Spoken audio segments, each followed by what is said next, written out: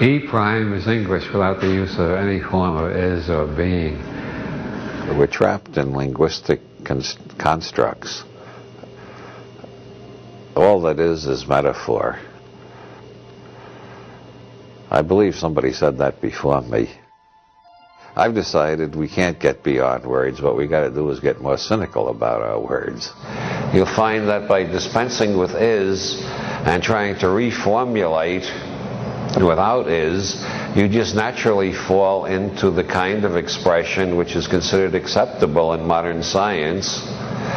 Also, it's the type of consciousness that Zen Buddhism tries to induce.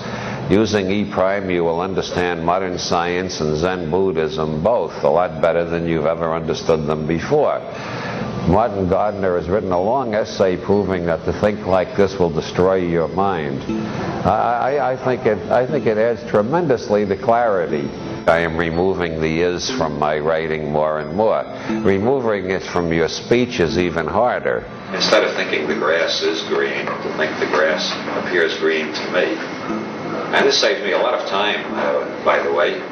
I don't get embroiled in arguments like Beethoven is better than Mozart, or rock is better than soul. I define such things as meaningless. And so when people get into arguments like that, I just say, well, Beethoven seems better to me than Mozart most of the time. But I don't say Beethoven is better than Mozart.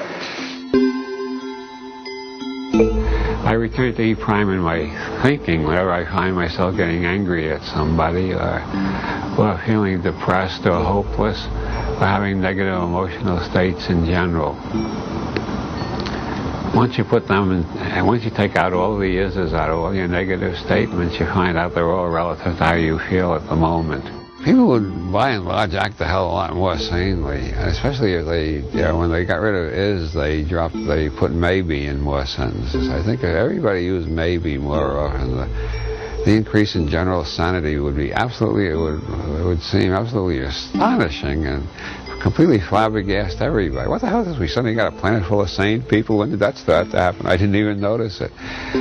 You just listen to the craziest people on the news and on television, or the craziest columnists in the newspapers. You notice they never say maybe. They're always quite sure, and they always know is, and they never say seems. They always say is. I'm continually astonished at all the people in the world who think they have the answer to everything. None of them ever suspect they might be cosmic schmucks and have the wrong answer. And I find the only explanation that makes sense to me is in Korzybski's Science and Sanity. These people don't know how to use language properly. They're using language in an overly dogmatic way, which sets their brain into overly dogmatic modes. So they think dogmatically, they perceive dogmatically, they even smell dogmatically, they hear dogmatically. They're locked in a trap of fixed neurosemantic circuits in their brains. Whereas knowing I'm a cosmic schmuck, I always think of at least 5 alternatives.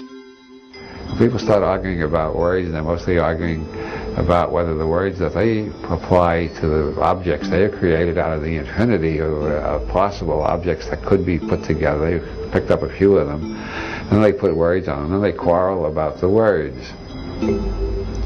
And if these people get to the stage where they're willing to kill one another over the words, they should be put in a nice quiet home in the country with kindly doctors and beautiful nurses and good sedatives.